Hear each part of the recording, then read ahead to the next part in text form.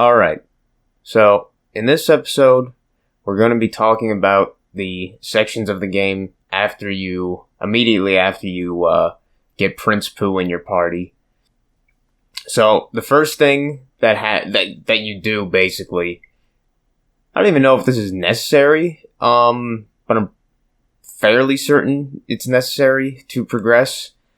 You get Prince Pooh, and in his inventory he has a small gem, and you go into the Museum of Summers, which is like not a dinosaur museum, but instead the ancient, like, Egyptian theme and all that of a museum.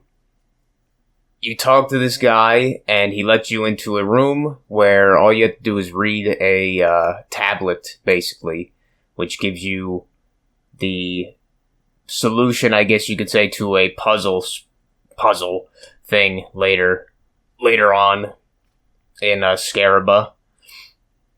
You read this, and Pooh is able to translate it for whatever reason.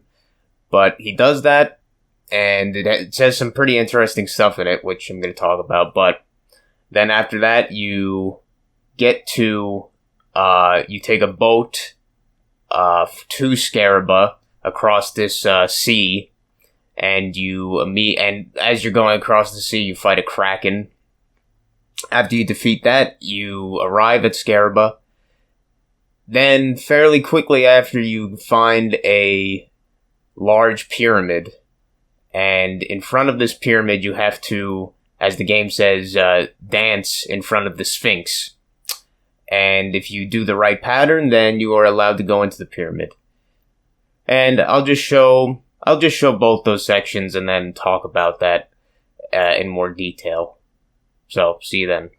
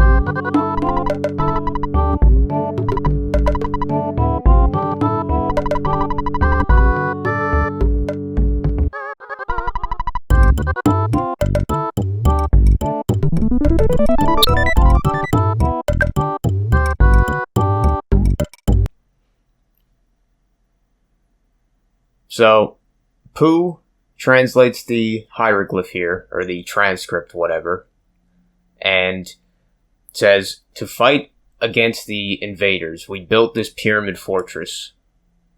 However, our efforts were futile and we lost. Nevertheless, our pyramid was protected by the gods of Scaraba. The invaders will be reborn every millennium and will attack again. Even now, the invaders hide beyond space and time and build their evil stronghold. A place out of time is beyond the dark and is even further beyond the lost underworld. The deep darkness is shrouded. It is without light. Only one with the hawk eye can pierce the dark. The Sphinx now watches over everything, waiting for the coming of a truly brave hero." Now, I find it interesting that this is obviously talking about the invading forces of Gygus and just that invasion in general, I guess. It's weird because it's saying that, that they lost. And it's like, well, obviously this was sometime in, I don't know if it was the past, even the future, or could, with this game's, the way that it's doing things with like Buzz and everything, telling you that he was from the future, for all you can really assume is that this tablet is from the future, from the past, I don't know, from any part of the timeline or whatever, and they lost. So it's like, well, if they lost, what happened? Like, it's kind of weird if you look at it like that. Like, what happened to them if they lost to the point where something, apparently like something happened because, Ness and his friends and everybody are here now. So what happened? Did they, you could almost go with the, with some of those, ideas that are in the, truth community, I guess you could say, like the idea with, Tartaria, Mud Flood, all these things about the supposedly distant past and everything like that we haven't been told about or whatever, or that's hidden, giants and all that. It makes you kind of think like, is that the same deal that's going on with this this tablet here, saying like they lost and that they were in some time before this that was better or something like that, or much different. And it even says that these forces, this forces they come back every millennium, and it's like, that makes me think sort of at least recently what's been going on, the pattern that's been going, the pattern that's been going on where it's like in our reality, where it seems like, depending on the astrology or whatever determines this, the creeps or whatever you want to call them, the creeps and all that stuff, they've been going by like a 19 or basically like I guess to round it up, like a 20-year cycles or whatever. That the only the time that they do these big events like the 7-Eleven job application and this one with the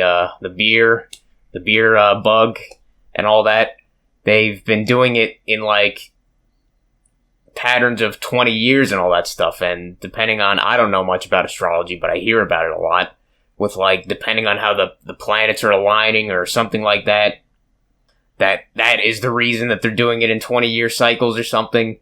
But yeah, it's, and between in those 20-year periods, it's like, a much lower, generally, at least from what we've seen, it's a much lower energy compared to when it initially happens and all that stuff. It wanes, like, kind of like with the moon and all that stuff, with the wane, it waxes and then it wanes, the waxing crescent, whatever, the waning crescent, and it becomes full and then it becomes not full or it becomes not visible or something like that. Just really interesting that it kind of gives that similar comparison to our own, I guess, that this thing is saying, and also alluding to these potentially ancient societies that might have been there or just an idea or whatever. Still very interesting, and saying that they had to fight them as well, it's like, who exactly had to fight them or what? Like, because in the first game, this Gygas character, his name was Gigu, and he was like an alien invader, but he was not in the same form he is in this game, like a much, much different form. So it's like, how much time traveling stuff or whatever, dimensional traveling stuff was going on, that this was happening every millennia or whatever. It's very interesting, to say the least. Yeah, it alludes to many things, but it is very weird, to say the least. Now, in this next section, after you read that hieroglyph and you go across the sea, defeat the Kraken, and get the Scaraba, you very quickly find, going south, that there's these bunch of pyramids. And as you start approaching this seemingly larger one, you find this big golden sphinx with these buttons in front of it. And all you have to do is follow what the hieroglyph said and what somebody else says and dance in front of it, basically. Press the buttons in an arrangement as if you were drawing like a star shape. And when you do that, it unlocks the door, or unlocks the pyramid so you could get in to obtain this Hawkeye item. Now, the interesting to me about this one is obviously the symbology of pyramids and all that stuff. I don't know too much about this stuff, but I know it's obviously a big deal to some degree. Like, it is a big thing with the creeps or whatever in this history that we've been fed. One, you had to go into a pyramid to find this Hawkeye. I don't know what the Hawkeye, but it's an eye, that means something. But you have to use this eye to see through the the envelope of darkness that covers this next area, the deep darkness. Otherwise, you can't see anything, basically. Now, this eye is in the shape of, I guess, the kind of generic Egyptian hieroglyph eye, which I don't know what the name for that is or whatever, but I think it's usually seen as the right eye or something like that, so there's obviously some stuff there going on. With the pyramid itself, you have to think like, alright, in the US, back of the dollar bill, we got the pyramid with the eye, like, of course, that creepy stuff, but there's obviously a lot of meaning to it that I have really no idea how to accurately interpret, just the fact that it's very weird. And then, but here in the game, you're going into this pyramid to find this Hawkeye, but the only way you can get in is to do this little password code or whatever in front of this Sphinx near the pyramid. And you have to draw a star, basically. The thing that popped out to me is, one, stars. Obviously, there's something to that. But it's, if you looked into any, like, symbology or whatever, like, if you draw, like, a star like you would in, I guess, how you draw a star in, like, kindergarten, whatever, generally it forms, like, what I guess would be a pentagram, like, and even this, it has, like, the outline around it where it has, like, the kind of circular outline around it, so really it would be drawing, not a star, I mean, it would be a star, but it's drawing, like, a pentagram shape, and there's obviously a lot of people that know more about that than me, but yeah, I find that very weird.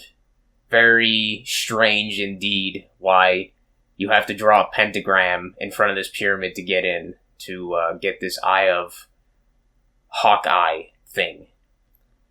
And you go through this fairly long not super interesting dungeon that is just a bunch of, like, generic, I guess you could say, like, Egyptian-themed things, like, animated hieroglyphs and stuff, and, petrified guardians. And throughout the dungeon, there's all these other hieroglyphs. I can't decipher them, but, you know, kind of interesting, obviously. But then you get to this Hawkeye, this item that you need to find on a pedestal, and you obtain it. I don't know, just, there's obviously some symbolism with eyes, everything, especially with involving the Egyptian theme and all that lore or whatever. Now, as I was literally just watching this recording I made, I kind of noticed, looking at the hieroglyphs on the wall texture, is that this shape kind of looks like maybe I'm reading into it, like, really it would look kind of like almost like a torpedo, but that makes me think of a submarine. And it's very interesting that not too much later on, it's going to be immediately the next video after this, is you get into a submarine to get to this deep darkness area. So that's definitely kind of interesting that, at least to me, that shape of all the other ones looks like a submarine almost. So yeah, that's kind of weird. And then, immediately after leaving this pyramid dungeon, and after obtaining the Hawkeye, you are stopped by the man that Pooh met in his country before his Mu training, the Star Master again. And he says that Pooh needs to come with him to learn the secret art or whatever of Starstorm. The stars foretold that I must meet you here. So, you know, interesting that he's being supposedly told by the astrology, in a way, by the stars, to teach him the art of Starstorm. And even more interesting that he's going off to learn this art of Starstorm, and just as you are exiting, just as you are entering, you had to draw a star. So that's pretty weird. As well as the rest of this desert area is basically infested by enemies directly from Gygas, I guess you could say. That being like aliens and UFOs, or whatever you want to say, like little flying saucers and stuff. Which I know that with the Egyptian mythology, whatever you want to go by it, has quite a lot of relation to one another. The aliens, UFOs, Egyptian pyramids, like everything involving that. So that's definitely weird as well. So yeah, once again, I kind of apologize for this being a little bit all over the place, this one. I didn't really have that much that I had my inner knowing telling me about when I was playing this part of the game, because I don't know that much. I don't read that much into this kind of part of the truth movement, or whatever you want to say, the conspiracies and stuff, like the pyramids and the Egyptians and the history, Tartaria, all that history stuff. I don't really pay that much attention to it, so I'm just kind of going off what I see, like, you know, that's kind of weird, that's kind of interesting. I'm sure that other people have much more concise things, I guess, they could potentially interpret from this, but figured I'd show it, give my attempt at interpretation here at what has some value, I think, or what has some intriguing aspects to it, and, you know, hopefully somebody finds it interesting to watch, or maybe eye-opening in some way. But yeah, as usual, thanks for watching.